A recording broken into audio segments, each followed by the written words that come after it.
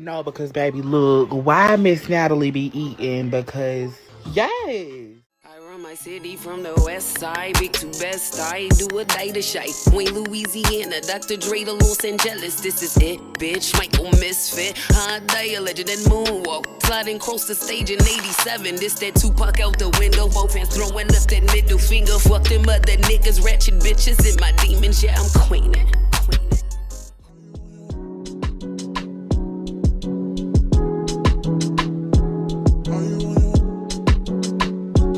Are you on your way? Are you coming soon to me?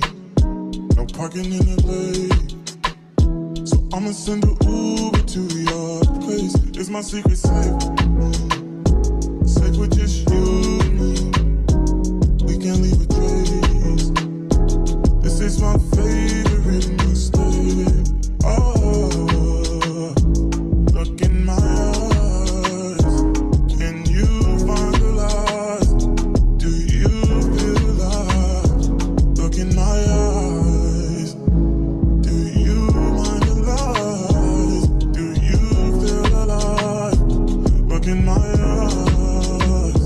We both know it's wrong, but you're still coming over. Even when you're gone, that's wrong. But you leave it alone, but you're still getting closer. We both know it's wrong. Can't keep this for long.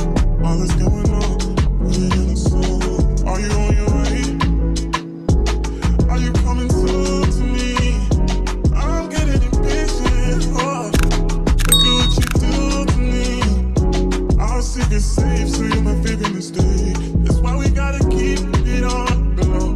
Got a hunger she don't need to know. What's going on, it won't be on for long. Oh, look in my eyes. Can you find the light? Do you feel alive? Look in my eyes. Do you mind the lies? Do you feel alive? Look in my eyes. We both know it's wrong, but you're still coming over. Even when you're gone, the feeling just grows strong. You leave it alone, but you're still getting closer. We both know it's wrong. Can't keep this for long. All that's going on, put it in a song. Outside in an AMG, right outside, TT. Two-turn baby girl, you know me. Still with the dolls that I grew beside. All the niggas around me, ride or they die. Gotta watch the time, cause it's flying right by. I'm outside in an AMG, right outside, TT. Two-turn baby girl, you know me. Who am I? All the niggas trying to make it to the end, you know. Certain things just started getting tense, so think we need to have a sun adventure. Child, we are done in here, okay? The bathroom is clean. All right, I'm sweating. It's hot. It's 85 degrees in here. Child. Okay, so we'll have us another bottle of water. Have us another bottle of water, child. And I think if I get hungry, I'm gonna go ahead on and make me a smoothie. Yeah, I think that's what we're gonna do. Cause I don't get hungry till I get bored, child. So I'm finna relax my nerve for a quick second. And then we gonna head on to the bedroom. See y'all in a second. Hey y'all. So I was sitting in here resting my nerves like I said I was gonna do. And child, a word came to me. Just sitting here thinking about my own personal situations. For those of you that, cause y'all know wintertime will be back around and motherfuckers, whoever made it through 2 seasons just might be bae. And it came to me to tell y'all, not just talk to myself, never stop talking to your partner. Never stop talking. This is coming from a person that's married. This is coming from a person that is working with her husband to revive parts of the union that gets lost in translation and in life. You change around whenever you, especially when you got married young. Me and Mike were 27 and 28. You change around a person and you change with them. You have a choice to be willing to be an individual and grow with a person, or to allow that person to mold you into their idea, and then eventually you look up and you don't recognize yourself. I'm a person that fell into not recognizing myself when I was in relationships. So the work that I had to do on myself for the years that I was single was, why is it that I feel the need to contort myself in such a way? It was a blessing and a curse, because in being in a marriage, you got to be willing and okay with being willing to change for certain shit. Not bend or fucking break, bitch. Be willing to compromise. And in compromise, some shit that you may do normally, you may have to change a little bit, if this is the person you want to change for. And if it's not the person that you want to change for, baby, learn to open up your mouth. I watch a lot of crime TV. And it'd be a lot of underlying issues. It'd be a lot of arguing. It'd be a lot of shit that caused somebody to be took the fuck up out of here because motherfuckers ain't been talking and listening. You have a person that'll tell you, if for instance, it was a couple, the woman was no longer attracted to the man because of his upkeep. He lost his job and he just got sloppy. He didn't want to bathe and just normal shit. So eventually it got so bad to the point where this lady don't want to be with you no more because she don't see it changing because you are comfortable this way. When if you had been listening, this lady's asking for the bare minimum. Nigga, go get a haircut or cut your hair. Go wash your ass before you get in this bed attempting to kiss and rub and hug. I don't want you smelling like beer and motor oil. Not only that, attempt to find some form of happiness to pull you out of this funk. That, think of it as that job lost you, and go find another one to bless them with your presence, instead of laying up and just being weary all day and giving that to another person. It's not cool. Misery love company. And bitch, I'm on vacation. I am not in the mood. No, you miserable, something like that. You need to hone in on some shit that makes you happy. And sometimes separation does that. It does a great deal for that. Sometimes separating yourself to figure out, it's a lot of motherfuckers in relationships don't know what they like to do. It's a lot of people in partnerships that don't know what they like no more. And out of fear of losing a person for being yourself, you hang on to something that ain't gonna never work, because when are you gonna be able to be you to the point to where that shit'll explode and you'll just fuck around and disappear? Or you'll be so unrecognizable to yourself that there's nothing that no one can do to make you happy. And now you're searching for shit to make yourself happy because you've given so much of something and you don't really know what you've gotten back. That goes for a lot of parents. You have a lot of parents that give so much to their child and they felt selfish for taking any for themselves. And that child grow up and start living their life, and you are clinging on to whatever part of the umbilical cord you can hold on to because you just forgot about you. You can't never forget to love you back. And if you want to cohabitate and share space, you have to share space. And in sharing space conversations I had, this same place that you can talk to yourself in, and rehearse that argument like we all do, bitch. If you got a heartbeat, you have rehearsed the argument. You have rehearsed the argument before it happened, and you have re-rehearsed the argument on what you would have said after it happened. Bitch, I should have said that. Next time I'm gonna get his ass. Oh yeah, next time I got her motherfucking ass. Yeah, that go together. All right. Put a goddamn hand up in the chat if I told a motherfucking lie, keep your hand down. Take your hand down when I start lying. Be with me when I'm right. In rehearsing that argument, you can think of better ways to say shit, but still get what you got to say out. You have to sometimes. Are there going to be occasional banters where the shit you didn't mean to say just fall out? Abso-fucking-lutely. You are human. And so are they.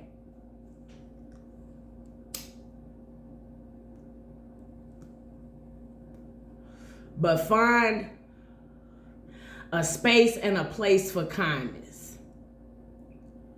Do not stop talking. Do not. Patreon got in my business a little bit, but you know, I'm not the type of person that run the race and then tell you about the marathon after I done won it. I want to take y'all with me because it's a lot of people going through that shit. I know a lot, contrary to what people believe, oh, people ain't getting married no more. I know a lot of young couples and they still together. I know a lot of couples that got married in high school and they still together. And the ones that aren't, when I have asked, what happened? We outgrew each other. At what point did you stop talking? When I started outgrowing him or when I started outgrowing her. Catch that person up. Your body changes. Teach a motherfucker how to love on you. Change is acceptable. Change is a thing. Change is going to happen. If you ain't willing to be a teacher, a preacher, a listener, a provider, a worker, if you're not willing to be everything for another person, you shouldn't have children. And you should not get into no type of partnership with nobody. It's a responsibility nonetheless. You are responsible for this person's heart and feelings. I'm saying that to the cheater. If you know you a cheater, bitch, date. Nigga, date. Don't play with nobody's motherfucking feelings. If you know you don't have the mental capacity or the time to do the work that it takes to stay in a relationship, because they are that. When you decide you're ready to clock out, there is nothing left. You know how people make jokes all the time about, oh, my job calling, I'm not going to answer the call. But it's a couple of times, like around Christmas, you pick that phone up every time that job call for overtime. If you ain't willing to pick up that phone when it's time for overtime, stay by yourself, baby.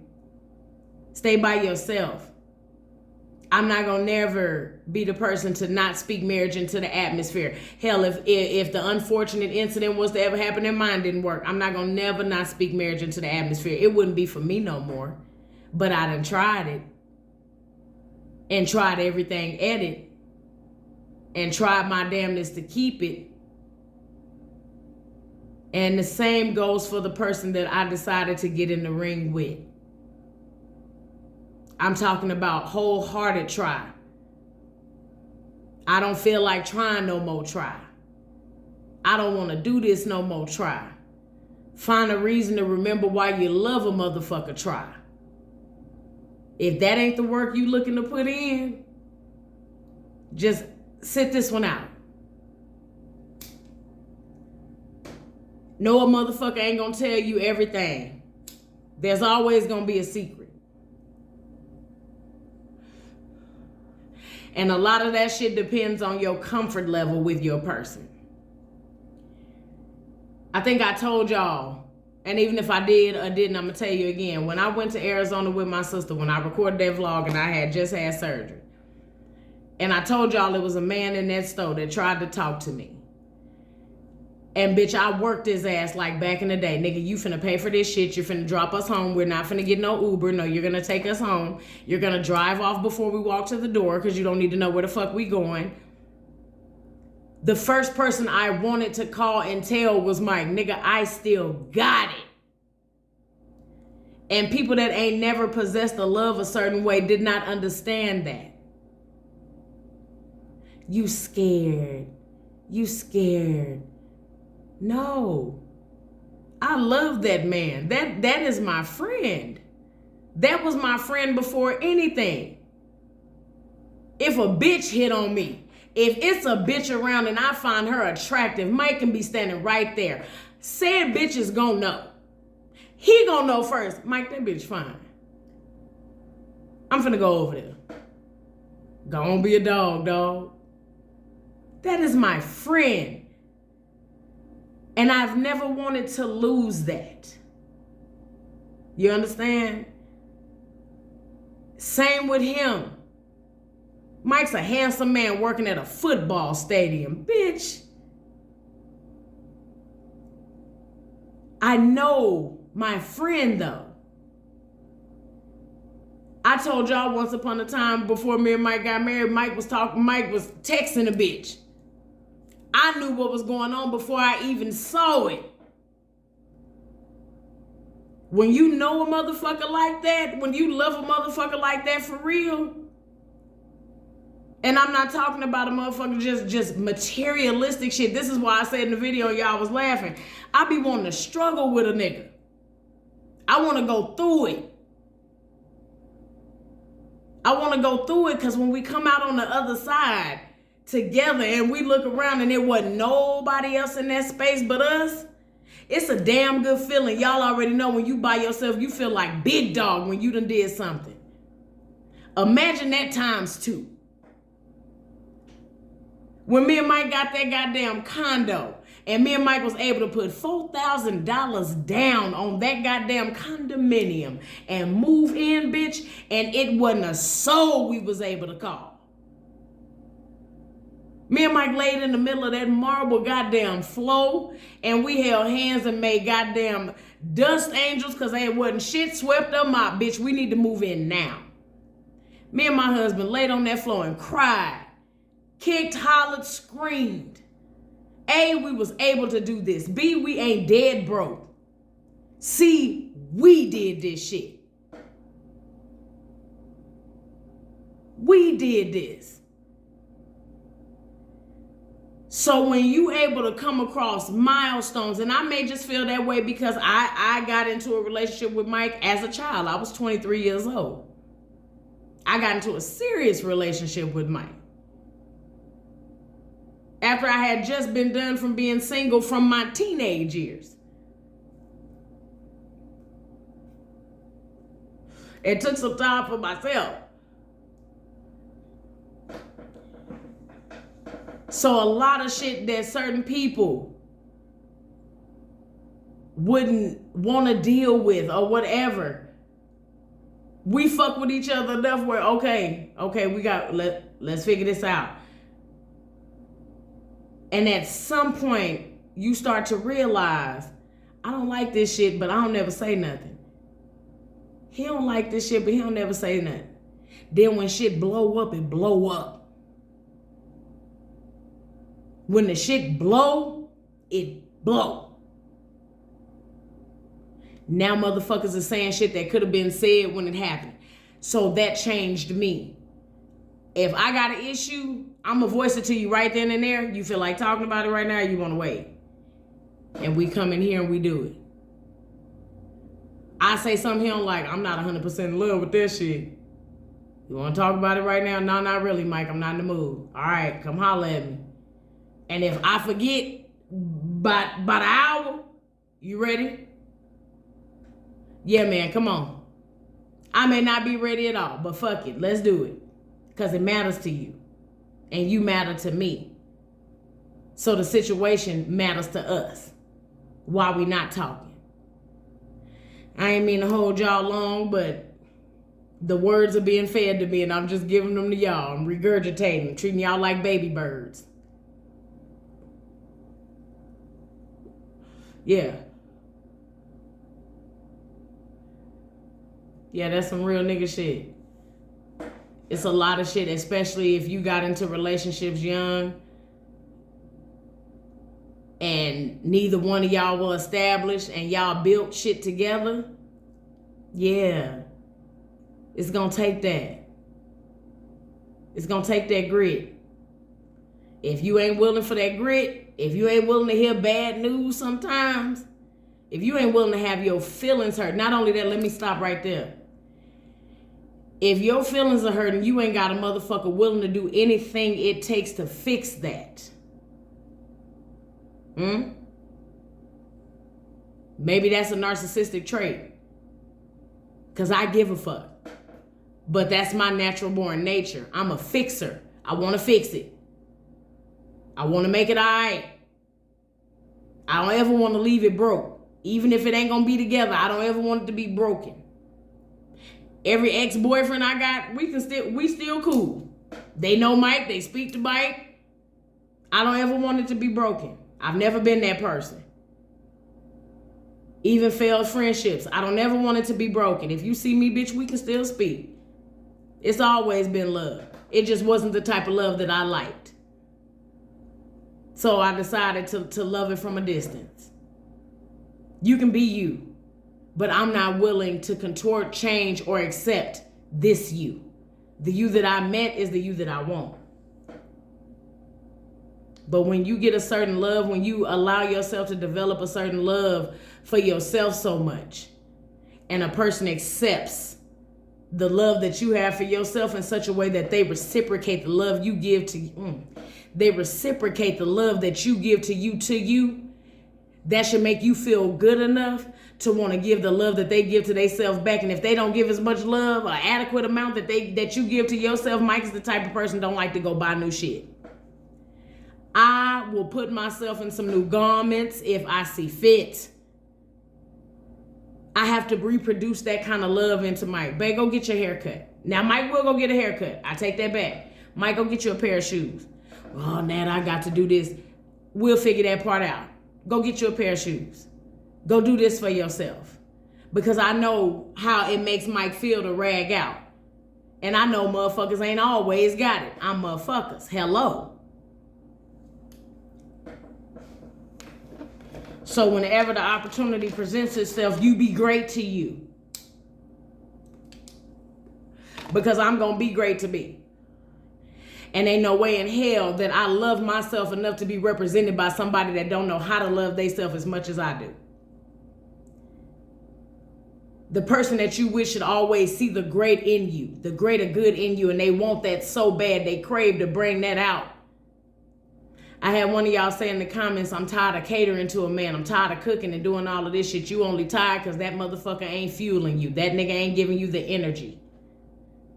I love the look on Mike's face when he enjoying my motherfucking food, babe. I sit here and while I'm going in there to cook Mike now in just a minute. Some food that I'm not finna eat. I don't like smothered food. He does. I smothers the fuck out of some food. I don't care for beans all the time. He does. I'm finna go in there and make that man some beans. Mike loves rice. He will have rice with his beans because that's what he likes. You understand? Be willing. Be willing. Be willing. If you're not willing, you just dealing. You got the wrong hand. Put that hand down. Y'all throw that back in. I'm not telling you to look past bullshit. But if a motherfucker is pumping the right gas into you, if that car say premium and you put regular 87 unleaded, 85, whichever number it is, that car not gonna run right. Come on. Are you hearing me? That car not gonna run right. Nothing is rehearsed. There's no paper in here. That shit is coming out of me. I'm just as shocked as a motherfucker listening to me talk right now. That car ain't gonna run right. If you are tired of catering to a motherfucker that you lay next to or in a relationship with, they are putting the wrong gas in you. I damn near need to cut this thing off. Mic drop, bitch. That's a word.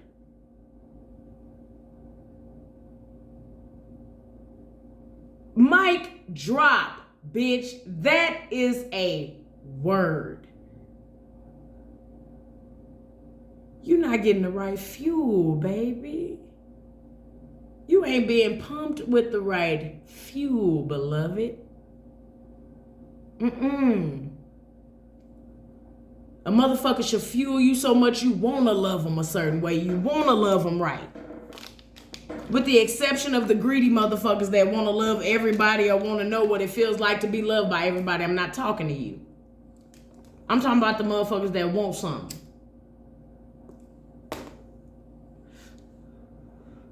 I wasn't looking for what I found in Mike. It came to me. I prayed for patience when I found Mike. Or when Mike found me, rather. I prayed for patience. I done told y'all this before, so you know I ain't lying. I prayed for patience and met Mike.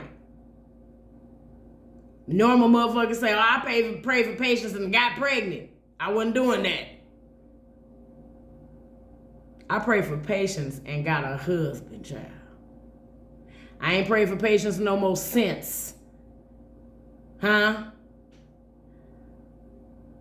But it don't be nothing that I don't want to love that man through.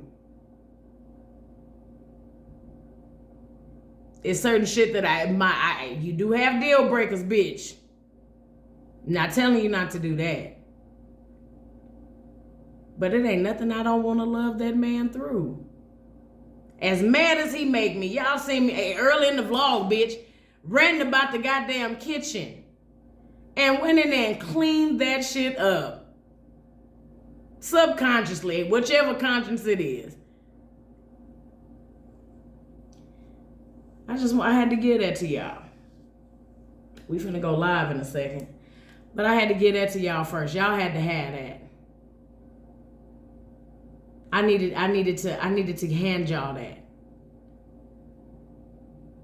I thank y'all for listening. Shit. We on to the next. See you in a minute. Needed, baby, I'm late, but I still can check in with you. I'd put a string of pearls right in your hand. Make love on the beach of jet black sand. Outside in the rain, we can do it. Well, what is up, y'all? And welcome back to another vlog. Child, I don't know if this is a continuation or not, but I'm at the gas station. It is currently 4:39 a.m. Morning time, a.m. child. It is the 26th, and I know that because I'm going to get my hair braided, okay? I'm on time like that. Baby, I'm 4 minutes away. So I decided to park because I'm 4 minutes away my appointment. And that's what time it is. Okay? So with that being said, because I'm early. Huh? I'm early. If you decide to come open up the door at 4:59, baby, I'm outside. Hell, I even left the house early enough. Stopped and got me a little cafe au lait, child. I've gotten pretty fond of making my coffee with no sugar.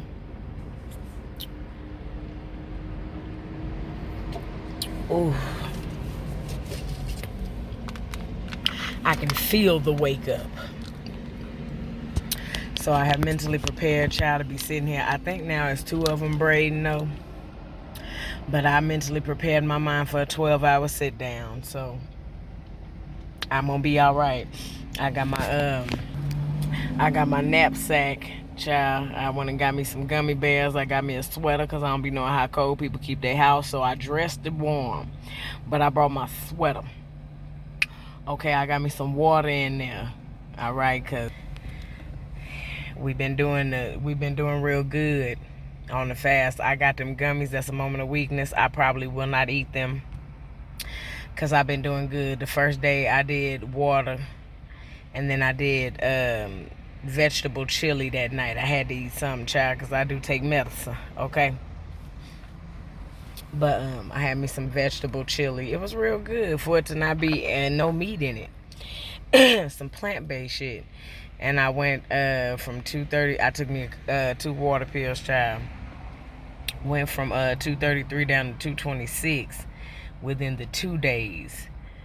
And yesterday I didn't eat all day. I did coffee and water all day. Then I did another vegetable chili because remember I showed y'all I had 2 of them. Today I made Mike some steaks and smothered potatoes and shrimp. So I did have some smothered potatoes today because technically we in day 4. I can have mashed potatoes. But I can tell the difference in like how fast I get full and like be done full. I'm not hungry no more full. So I'm enjoying the fuck out of that. So did the fact that I at least got up out of that 233, cause child, she okay with what she okay with, but what she not, she ain't. Okay. So I think I'm gonna get ready to head on around. I just don't be wanting to be recording in front of nobody's house, and then I feel a lot safer under this light. Outside, I feel a whole lot safer sitting up under this light, cause I can see my surroundings. I can watch my six. You understand? I damn near want to walk up in this 7-Eleven and ask him how much is it for me to throw some more coffee in this cup, cause this is a 7-Eleven right here, and I stopped at a 7-Eleven because I forgot it was a 7-Eleven right here. You see why pre-planning be important. All right, y'all, I'm gonna drink on this coffee so I can shake myself up. I need to save y'all battery because I need to edit for y'all too, child. So I'll be back.